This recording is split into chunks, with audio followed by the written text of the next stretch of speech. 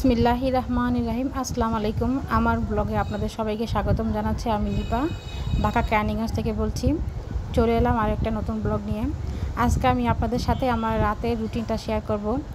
মানে যেদিন আমার কাজকর্ম একটু দিনের বেলা কম থাকে, সেদিন আমি রাত্রেবেলা কী কী কাজ করে রাখি সেই রুটিনটা আপনাদের সাথে শেয়ার করব। আসলে আজকের দিনে তেমন একটা কাজ করিনি, তাই ভাবলাম রাত্রে কিছু কাজ গুছিয়ে রাখি, তাহলে আগামীকালের জন্য আমার কাজটা সহজ হয়ে যাবে। আর যেহেতু শুক্রবার লাইনের গ্যাসটা একটু ভালো থাকে, তাই ভাবলাম কিছু রান্না এগিয়ে রাখি, তাহলে আমি আগামীকালের জন্য আবার একটু হাতে টাইম পাবো। তো ভাবছি যে আগামীকাল বাসাটা ডিপ ক্লিন করব। তো ভাবলাম যে তাহলে রাতে রান্নাবান্নাগুলি সেরে ফেলি। তো যেই কথা সেই কাজ। তো এখন আমি যে পেঁয়াজ কেটে নিচ্ছি, আর আমার যে হেল্পিং হ্যান্ড খালা, উনি আমাকে এরকম পেঁয়াজ ছিলে বক্সে রেখে দেয়। বলছে যখন প্রয়োজন হয় উনিও কেটে দিয়ে যায়, যতটুকু প্রয়োজন, আর যতটুকু না লাগে এইভাবে বক্সে রেখে দিই। আমার যখন প্রয়োজন হয় তখন আমি কেটে নিই। তো এটা কিন্তু ভালোই হয়। ওই যে বাচ্চাদের জন্য ভয়েস ওভার দিতে পারি না, দেখেন যে কেমন ঝগড়া শুরু করেছে দুই ভাই। তো এখন এই যে ভাবলাম আগামীকালকে গরুর মাংস দিয়ে ভুনা খিচুড়ি রান্না করব। তো গরুর মাংসগুলো আমি ভাবলাম যে তাহলে কষিয়ে রাখি, রাতে কষিয়ে রাখলে কালকে কাজটা সহজ হবে। তো মাংসগুলো এখন আমি ছোট ছোট করে কেটে নেব। আর এদিকে ডাল বসিয়ে দিয়েছিলাম ডালটা সময় সিদ্ধ হয়েছে, ঘুটে নিয়েছি। এখন ডালটা বাগার দিয়ে দিব।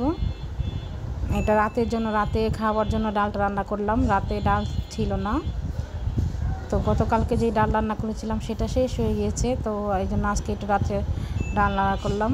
আর বুড়ি রান্না করেছিলাম, তো বুড়িটা গরম করে দিব। এখন ওরা ভাতটা খেয়ে নেবে সবাই। এখন বাজে প্রায় রাত 10টার মতো। তো রাতে এই চুলায় কিন্তু রাত্রে একটু গ্যাস আসে, তখন যতটুকু গ্যাস পাই আমি চেষ্টা করি যে রাতে একটু হালকা পাতলা রান্না করে রাখতে। তো এখানে মাংসগুলো কেটে ধুয়ে রেখেছি। আর এখানে যে ভুড়িটা আমি একটু ভাজা ভাজা করে দিব। তো ভুড়িটা আমি আগে রান্না করি মাংসের মতো, যেভাবে মশলা টশলা দিয়ে রান্না করি। রান্না করার পরে তারপরে আমি এটা নর্মাল ফ্রিজে রেখে দিই। তারপরে যে যতটুকু খায় পরিমাণ মতো ও নিয়ে একটা ফ্রাই প্যানে আমি ভাজা ভাজা করে দিই। আর এভাবে ভুড়িটা কিন্তু ভেজে খেলে কিন্তু ভীষণ ভালো লাগে। অনেকে ভুনা পছন্দ করেন, কিন্তু আমার বাসায় আবার ভাজা পছন্দ করেন। তাই এবার আমি ভুড়ির সাথে কিছুটা আলু অ্যাড করেছিলাম। আমি কখনো ভুড়ির সাথে আলু অ্যাড করিনি, এই প্রথম অ্যাড করলাম। তো একটা ভিডিওতে দেখলাম যে একটা আপু ভুড়ি রান্না করছে আলু দিয়ে। তো ভাবলাম যে একটু আলু দিয়ে দেখি, ভালোই লেগেছে, কিন্তু খারাপ লাগেনি। মাংসের যে আলু দিলে যে টেস্টটা আসে, সেরকম টেস্টই কিন্তু এসেছিল। তো চাইলে আপনারা এরকম টেস্ট দিতে পারেন ভুড়ির মধ্যে, আর ছোটো ছোটো করে আলু কেটে দিতে পারেন, ভালোই লাগে দু একটা আলু মুখে পড়লে। আর এই যে রান্নার পরে কিন্তু এই গরম মশলা তেজপাতাগুলো অনেক বিরক্ত করে, মানে মুখে পড়লে কিন্তু ভীষণ খারাপ লাগে। আর আমার হাজব্যান্ডও রাগ হয়ে যায়, বলে রান্নার পরে এগুলো তুলে ফেলতে পারো না। ও বলে যে তুলে ফেলবা, নয়তো বা বেটে তারপরে দিবা। তো পাটায় গরম মশলা বাটা কিন্তু অনেক কষ্টকর। আসলে বেটে দিলে কিন্তু ভালো হয়, তাহলে আর উঠানো ঝামেলা থাকে না। দেখি আগামীতে চেষ্টা করবো ব্লাইন্ডারে গুঁড়া করে তারপরে তরকারিতে দেওয়ার, তাহলে আর এভাবে বেছে বেছে ফেলে দিতে হবে না। আর বিশেষ করে এলাচি আর লবঙ্গ যদি মুখে পড়ে বেশি খারাপ লাগে। তো এখন আমি গরুর মাংসটা আজকে কষিয়ে বসাবো। যেহেতু অল্প মাংস, ভাবলাম যে বেশি মাংস হলে আমি হাতে মেখে বসিয়ে দিই, কিন্তু আজকে ভাবলাম যে যেহেতু অল্প মাংস তাই কষিয়ে বসাই। তো এখানে আমি পরিমাণ মতো তেল দিয়ে দিলাম, তারপরে দারচিনি এলাচি তেজপাতা দিয়ে দিলাম। এখন দিয়ে দিলাম পেঁয়াজ কুচি। তো পেঁয়াজটা একটু ভেজে নেব, বেশি লাল করে ভাজার দরকার নেই, একটু সফট হয়ে আসলেই হবে, কারণ গরুর মাংসের পেঁয়াজ কিন্তু এমনিতেই গলে যায় তাড়াতাড়ি, বেশি ভাজার প্রয়োজন হয় না। আর আমার মাকে দেখতাম যখন গরুর মাংস রান্না করতো, মাকে দেখতাম মা অনেক মোটা মোটা করে পেঁয়াজ দিত। তো বলতাম, মা তুমি মোটা করে পেঁয়াজ দেখো না। মা বলে যে গরুর মাংসতে নাকি আস্ত পেঁয়াজ দিলেও পেঁয়াজ গলে যাবে, মাংস হতে এতটা সময় লাগে। তা আমি হাসতাম এই জন্য। আসলে মার কথা ভীষণ মনে পড়ে। আমার তো মা নেই, যাদের মা আছে আমি দোয়া করি তাদের মা যেন আল্লাহ তারা তাদেরকে নেক হায়াত দান করে, সুস্থ নাম দান করে। আর যাদের মা বাবা বেঁচে নেই তাদের মা বাবাকে যেন আল্লাহ তাআলা বেহেশত নসিব করেন। তো এখানে পেঁয়াজটা ভেজে নিয়েছি, দিয়ে দিলাম পরিমাণ মতো আদা রসুন বাটা। আর আমার হাজব্যান্ড বলে আমি নাকি তরকারিতে আদা রসুন বাটা বেশি দিই। আসলে কি বেশি দিই আপনারা কমেন্ট করে জানাবেন, আমি কি বেশি দিলাম আদা রসুন বাটা? আমার হাজব্যান্ড বলে পেঁয়াজ আর আদা রসুন আর তেল এই 3টা জিনিস তুমি অনেক বেশি ইউজ করো, এই জিনিসটা আমার 3টা জিনিস তাড়াতাড়ি শেষ হয়ে যায় আমার। তো আমি হাসি। তো বললেন এই যে এখন দিয়ে দিলাম হলুদ গুঁড়া, জিরা গুঁড়া, তারপরে দিয়ে দেব ধনিয়া গুঁড়া আর মরিচের গুঁড়া, দিয়ে একটু পানি দিয়ে মশলাটাকে আমি কষিয়ে দিব। আর লবণও পরিমাণ মতো লবণও দিয়ে দিলাম।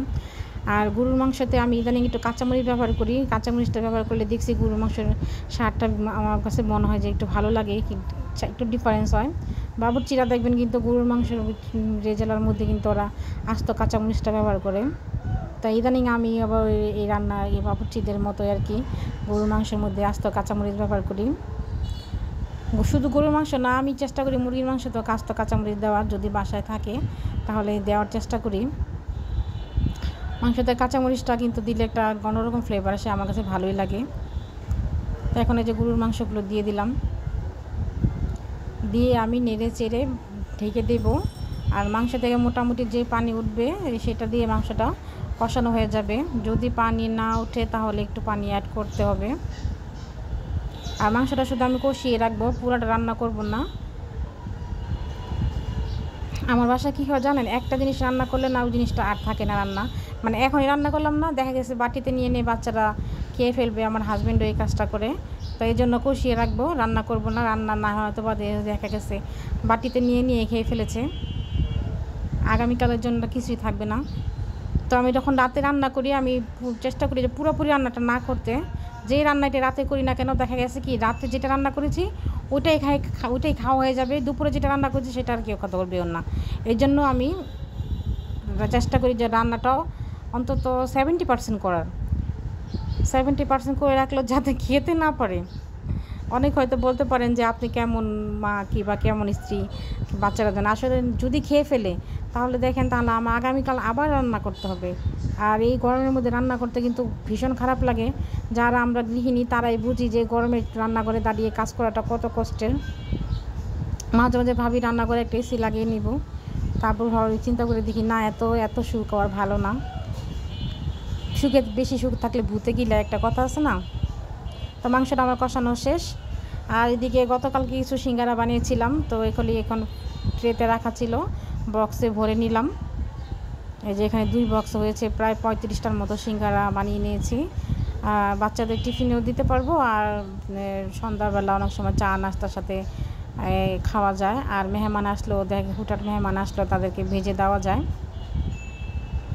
তো আজকের ব্লগটা এ পর্যন্তই। সবাই ভালো থাকবেন, সুস্থ থাকবেন, দেখা হবে একটা নেক্সট ব্লগে। আর হ্যাঁ, অবশ্যই যদি আমার ভিডিওটা ভালো লাগে তাহলে আমার চ্যানেলটাকে সাবস্ক্রাইব করে দিবেন, আর পাশে থাকা বেল আইকনটা ক্লিক করে দিবেন। আর যারা এই কাজটি অলরেডি করে রেখেছেন তাদেরকে জানাচ্ছি অসংখ্য ধন্যবাদ। আর হ্যাঁ, আপনারা আমার ভিডিওতে লাইক দেন না, অনেকেই ভিডিওটা দেখেন কিন্তু লাইক দেন না। প্লিজ একটা লাইক দিয়ে ভিডিওটা দেখা শুরু করবেন, এটা আপনাদের কাছে আমার একটা অনুরোধ রইল। এখন বাজে রাত 11টা, সব কাজ শেষ করতে করতে রাত 11টা বেজে গেছে। তাই এখন এশার নামাজটা পড়ে তারপর ঘুমাতে যাব। আর এই যে মেয়ে তো এখনও লেখাপড়া করছে, পড়াশোনা করতেছে, সামনে পরীক্ষা। আর ওই যে ছেলে টিভি দেখতেছে। আর